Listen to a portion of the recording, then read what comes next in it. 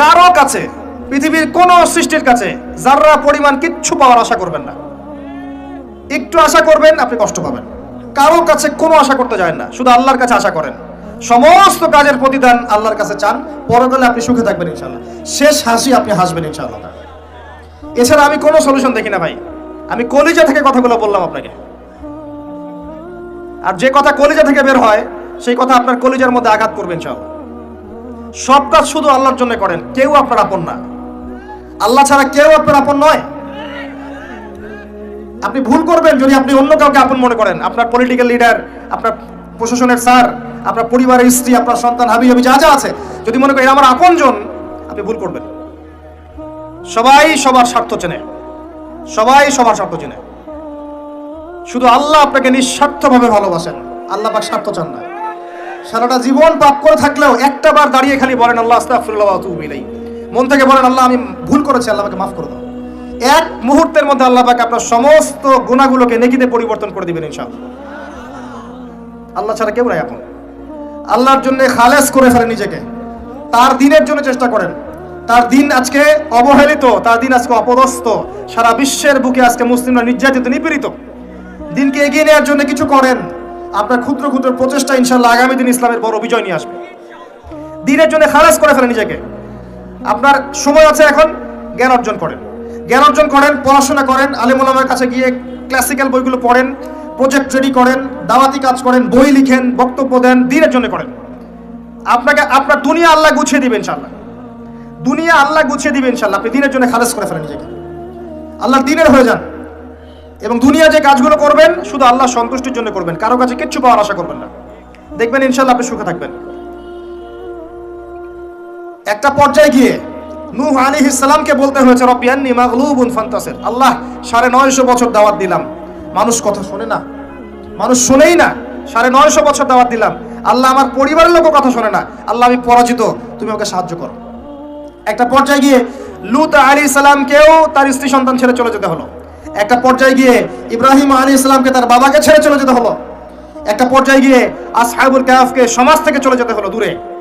একটা পর্যায়ে গিয়ে মুহাম্মদ সাল্লাল্লাহু আলাইহি ওয়াসাল্লামকে হিজরত করে চলে যেতে হলো, সাথে কেউ ছিল না। আল্লাহর জন্য ভালোবাসা, আল্লাহর জন্যই বিচ্ছেদ।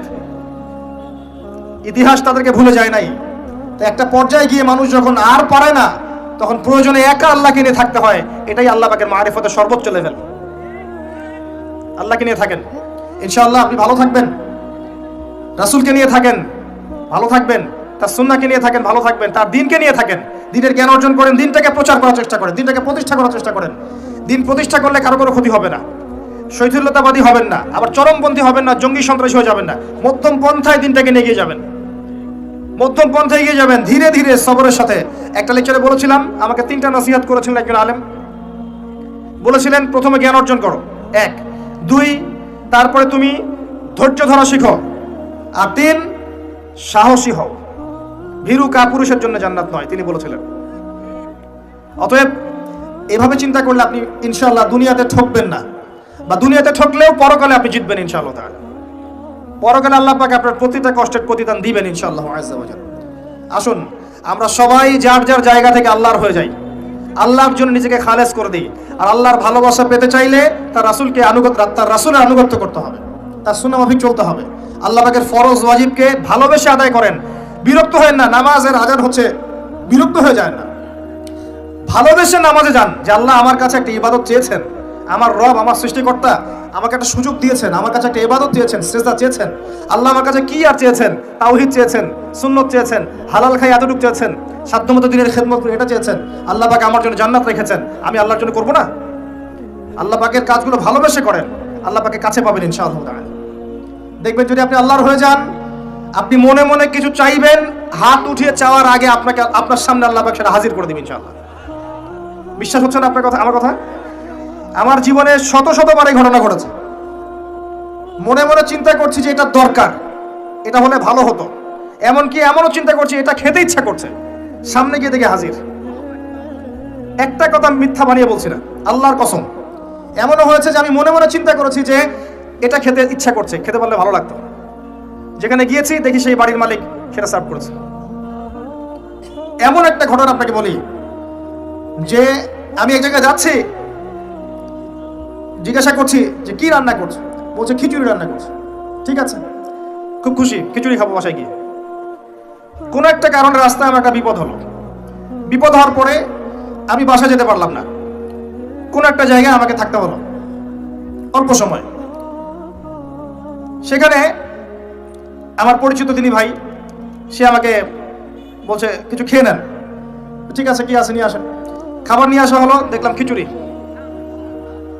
কথা কি বুঝতে পারছেন? দেখে আমার চোখ দিয়ে এক ফোঁটা পানি পড়লো খাবারের উপরে।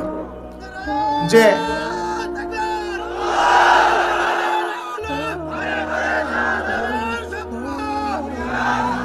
দাঁড়ান, আল্লাহ পাক এতই কাছে, এতই কাছে। যদি আপনি আল্লাহর হয়ে যান, আল্লাহর জন্য খালেস করে ফেলেন নিজেকে, আপনি দেখবেন আপনি যা চাচ্ছেন আল্লাহ পাক আপনার মনের কথা শুনে নেবেন, আপনার সামনে হাজির করে দিবেন ইনশাআল্লাহ। কিচ্ছু ভাববেন না, আল্লাহকে ছাড়া কোনো দিকে ভাবার দরকার নাই। আল্লাহর দিন আজকে একটা চরম অবমাননাকর জায়গার মধ্যে আছে, আপনি বুঝতে পারছেন না। দুই চোখ দিয়ে দেখেন, সারা বিশ্বের প্রেক্ষাপটের সাথে মুসলিমদের অবস্থা মেলান, দেখবেন আমরা আর সে আগের জায়গায় নাই। আমাদের অবস্থা এখন ভালো নয়, প্রত্যেকটা দিক থেকেই ভালো নয়। ধর্মের ক্ষেত্রে নাই, ইকোনমিক্সে না, পলিটিক্সে না, জিও পলিটিক্সে না, সোশ্যালি না, সংস্কৃতিতে না, কোনো ক্ষেত্রেই নাই। আমরা সে আগের জায়গায় নাই এখন আর।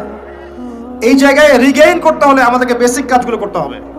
আবার নামাজি হতে হবে, আমাদেরকে আবার রোজা রাখতে হবে, আবার দিনের খেদমতের চেষ্টা করতে হবে, কোরআন শিখতে হবে, আবারও সুন্নায় ফিরে আসতে হবে। ইনশাআল্লাহ তারা দেখবেন আস্তে আস্তে আস্তে আস্তে এমন প্রজন্ম গড়ে উঠবে যারা ইসলামের পতাকা নিয়ে সামনে এগিয়ে যাবে ইনশাআল্লাহ।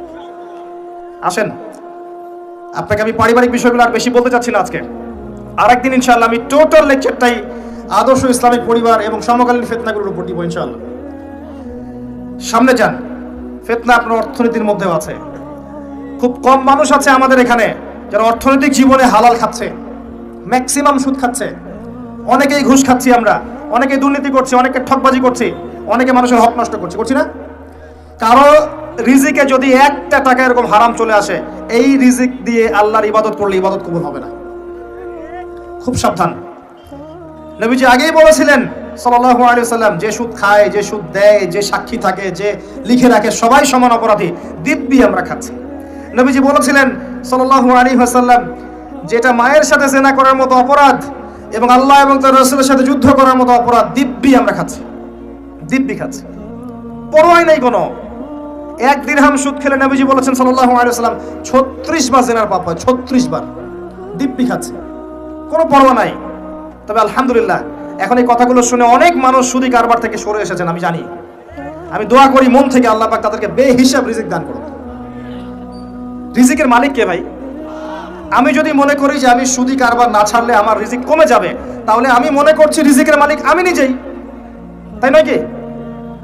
আল্লাহর উপর তাওয়াক্কুল করে ছেড়ে দিয়ে দেখেন, আল্লাহ পাক আপনার জন্য আসমান জমিনের বরকতের দরজা খুলে দেবেন ইনশাআল্লাহ।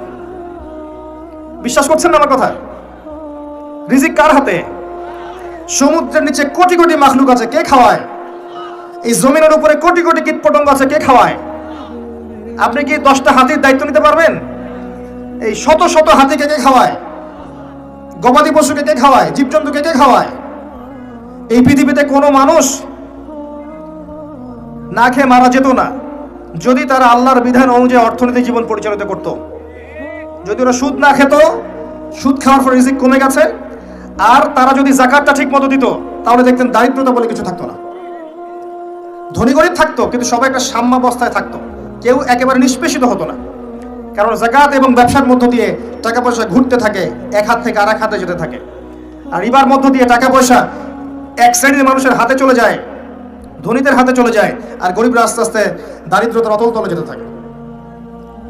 আপনার অর্থনৈতিক জীবন ঠিক নাই, দেখবেন এখানে ফিতনার শেষ নাই। অন্যদিকে আসেন, আপনি সামাজিকভাবে দেখেন, সামাজিক জীবনে ফিতনার শেষ নাই। খেয়াল করে দেখেন, আত্মীয়তার সম্পর্কগুলো নষ্ট হয়ে যাচ্ছে। খেয়াল করে দেখেন, এখন টাকার জন্য সন্তান বাবাকে হত্যা করে, সন্তান মাকে হত্যা করে, ভাই ভাইকে হত্যা করে, বোন বোনকেও হত্যা করছে। প্রতিবেশীর হক আমরা দিতে পারছি না, আত্মীয়তার হক দিতে পারছি না, জমি নিয়ে দ্বন্দ্ব, বাড়ির সীমানা নিয়ে দ্বন্দ্ব, ব্যবসা নিয়ে দ্বন্দ্ব, দ্বন্দ্বের শেষ নাই। এটা সোশ্যাল জীবনে হচ্ছে। আবার ইকোনমিক সেকশনে এমনও হচ্ছে, ব্যবসা করছি হালাল মনে করে, এখানে সুযোগ বুঝে সিন্ডিকেট করছি, মজুতদারি করছি, ইচ্ছা করে দাম বাড়িয়ে দিচ্ছি, মানুষকে বিব্রত করছি, গভর্নমেন্টকে বিব্রত করছি, এগুলো আমরা কৃত্রিম সংকট তৈরি করছি, মাপে কম দিচ্ছি, ব্যবসা করছি মাপে কম দিচ্ছি। অমুসলিম